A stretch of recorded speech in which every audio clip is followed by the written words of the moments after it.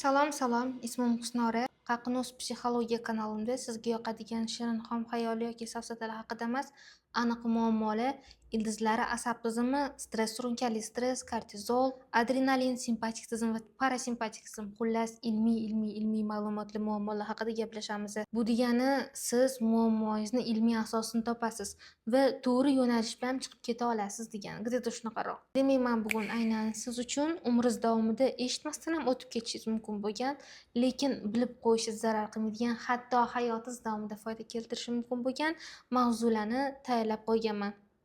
Ya'ni asab tizimi haqida gaplashamiz. Bizda bosh homiy sahifa. O'zim sahifam. Hozir juda ham ommalashib ketdi. Ota-onani kovlamang, o'tmishni kovlamang. To'g'ri, kovlash kerak emas, lekin ildiz topmasdan turib siz yangi kelajakka yugurib keta olmaysiz. Bu degani istaysizmi, yo'qmi, zamikание berayotgan televizoringizni bu xonada yaxshi ishlamayapti deb boshqa xonaga olib kirib qo'yganingiz bilan ichkaridagi simiga tegmayotgan joyi baribir o'sha zamikание berishda davom etaveradi. Qachonki televizor paq etib yorilib ketmagunga qadar. Asab tizimini esa shunchaki kelajagini, chiroyli kelajagini ko'rsatib, dasturlab berib, uni ishontirib bo'lmaydi. U bilan konkretni ishlash kerak. Demak, birinchi mavzu doim boshqalarga yoqishni istaydigan inson tanlanmaslik yoki tashlab ketilish qo'rquvi bilan yashaydigan inson. Bu degani, ya'ni rad etilish qo'rquvi bilan bog'liq bo'lgan muammo. Agar siz ham har doim boshqalarga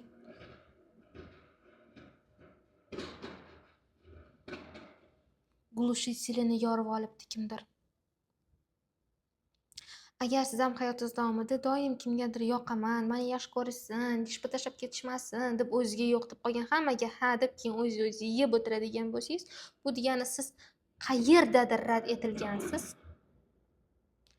va bugun yana o'sha rad etilish hissiyotini, og'rig'ini his qilmaslik uchun o'zingizni o'zingiz istaysizmi, istamaysizmi, onglimi, ongsizmi himoyalash rejimida yurasiz degani. Bu shunchaki kommunikatsiya jarayonida, insonlar bilan suhbatlashish jarayonida ham sizda ochiqdan ochiq namoyon bo'lishi mumkin.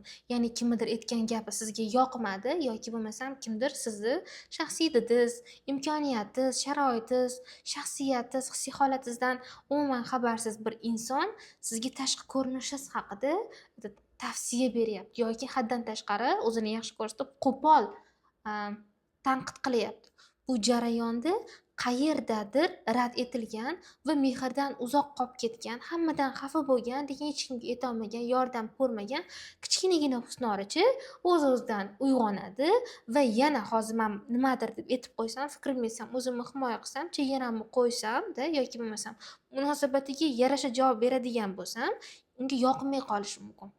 Meni tashlab ketishi mumkin, tanlamay qo'yishi mumkin, yaxshi ko'rmay qo'yishi mumkin, men haqimdagi fikri o'zgarib qolishi mumkin degan mitti.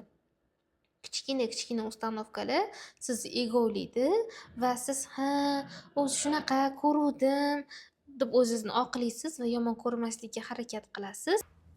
Shuncha yozganim o'chib qolibdi-da. Xullas siz o'shandan keyin uyga ketasiz va uyga borganingizdan keyin miyangizda o'shanda o'zingizni o'zingiz himoyalamaganligingiz, ya'ni yakunlanmagan hikoya sizni egovlashda davom etadi.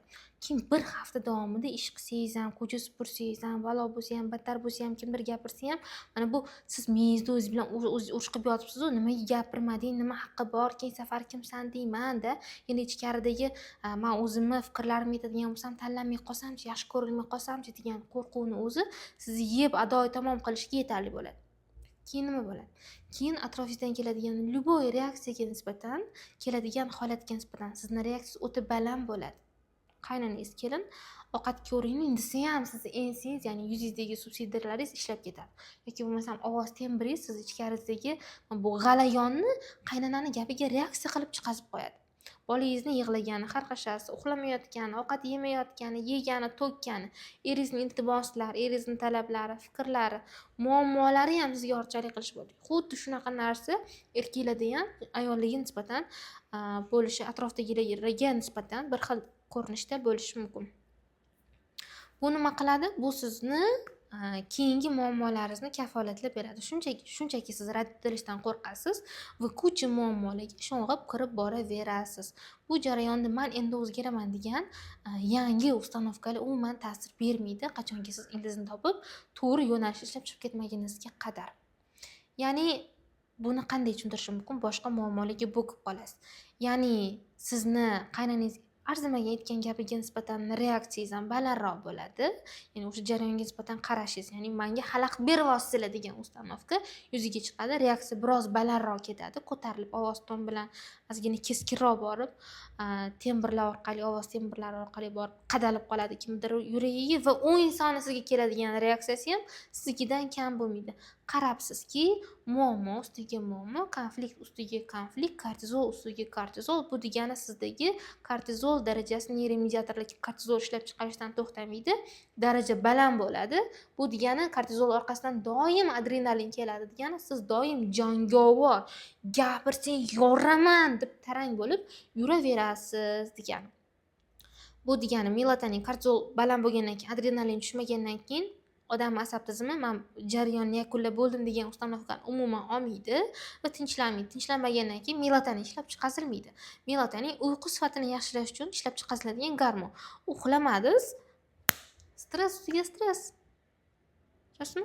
Uxlaganingizdan keyin любой как-никак dam ololmaysiz. Uxlamaganingizdan keyin miyadagi keraksiz toksinlar, suyuqliklar yuvib chiqarilmaydi, miya o'zini faoliyatini bajarmaydi, kerakli ozuqani tanaga yetkazib bermaydi. Siz yana ertalab hammadan nafratlanib, nolib, hammani yomon ko'rib, hamma yog'ingiz itdek qaqshab, zirqirab uyg'onasiz va xuddi shu jarayon davom etaveradi. Bu jarayon balandlashish, organizmda kortizol, adrenalin baland bo'lsa, melatonin ishlab chiqarilmasa, siz oladigan dopamin sifati va darajasi shuncha past bo'ladi.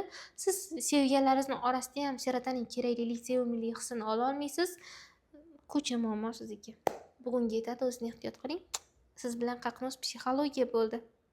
Eslatib o'taman, bugungi homiyimiz, dasturimizning homiysi, qaysi dastur bilmayman, sahifa. Ba'zi katta o'zgarishlar kichkina bitta sahifadan boshlanadi. Manfaatli bo'lgan bo'lsa, izohlarda sizning fikrlaringizni, qo'llab-quvvatlashingizni va chiroyli smayliklaringizni kutaman. O'zingizni ehtiyot qiling. Men ham sizni yaxshi ko'raman.